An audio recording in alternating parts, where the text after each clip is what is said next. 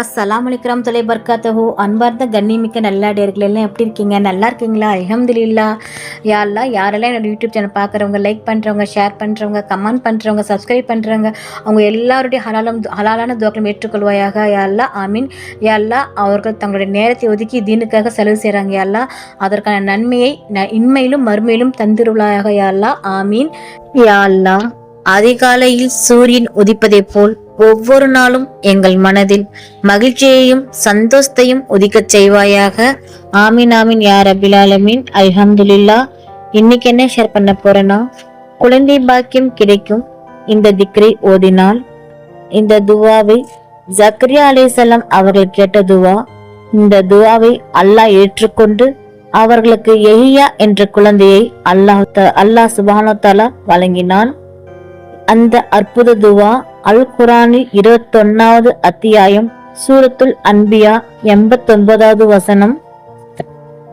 ரப்பி லா தஜர்னி ஃபர்தன் வ அன்த ஹைருல் வாரிசீன். மறுபடியும் சொல்றேன். ரப்பி லா தஜர்னி ஃபர்தன் வ அன்த ஹைருல் வாரிசீன். இதன் அர்த்தம், என் இறைவா, நீ என்னை சந்ததி இல்லாமல் ஒற்றையாக விட்டு விடாதே, நீயோ அனந்தர கொள்வோரில் மிகவும் மேலானவன்.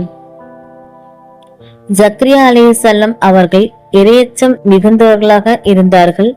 நன்மைகளை அதிகம் செய்வதில் ஆர்வம் செலுத்தினார்கள். அல்லாஹ்வின் மீது பயம் கொண்டு பிரார்த்தித்தார்கள். அதனால் தான் அல்லாஹ் சுப்ஹானஹு வ தஆலா அவர்களுடைய துவாவை ஏற்று குழந்தையும் வழங்கினான். அல்ஹம்துலில்லாஹ். கணவன் மனைவி இருவருமே அல்லாஹ்விடம் துவா கேளுங்கள். அதிகமாக பாவ மன்னிப்பு கோருங்கள். தொடர்ந்து இந்த துவாவை ஓதி பிரார்த்தனை செய்து கொள்ளுங்கள். இன்ஷா அல்லாஹ், அல்லாஹ் சுப்ஹானஹு வ தஆலா குழந்தை இல்லாதவர்களுக்கு குழந்தை பாக்கியம் ஏற்படுத்தி தருவான். நல்ல சாலியான குழந்தை கொடுத்து அருள்வானாக. ஆமீன் யா ரப்பில் ஆலமீன். அல்ஹம்துலில்லாஹ். நாளும் ஒரு பொன்மொழி. இன்றைக்கான நபியின் பொன்மொழி.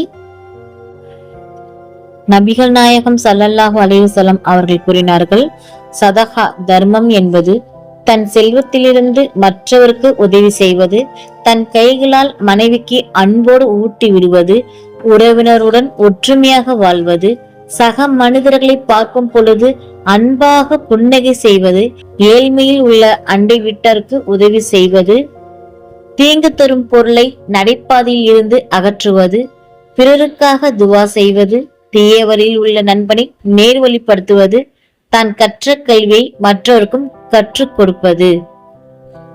அல்ஹம்துலில்லாஹ். அல்லாஹ் நம் அனைவருக்கும் தௌஃபீக் செய்வானாக. அல்லாஹ் நம் அனைவரின் ஹலாலான துவாக்களை ஏற்றுக்கொள்வானாக. ஆமீன். நபிகள் நாயகம் ஸல்லல்லாஹு அலைஹி வஸல்லம் சுன்னத்துல் வாழ்வோம், இம்மையிலும் மறுமையிலும் வெற்றி பெறுவோம். ஆமீன். அல்ஹம்துலில்லாஹ். இந்த விஷயங்கள் எல்லாமே உங்களுக்கு பிடிச்சிச்சுன்னா லைக் பண்ணுங்க. உங்களுடைய கருத்துக்கள் என்னவோ மறக்காம கமெண்ட் பண்ணுங்க. ரொம்ப முக்கியமானது, இந்த வீடியோவை உங்களுடைய ஃப்ரெண்ட்ஸ், ஃபேமிலி, நெய்பர்ஸ் எல்லாத்துக்கும் ஷேர் பண்ணுங்க.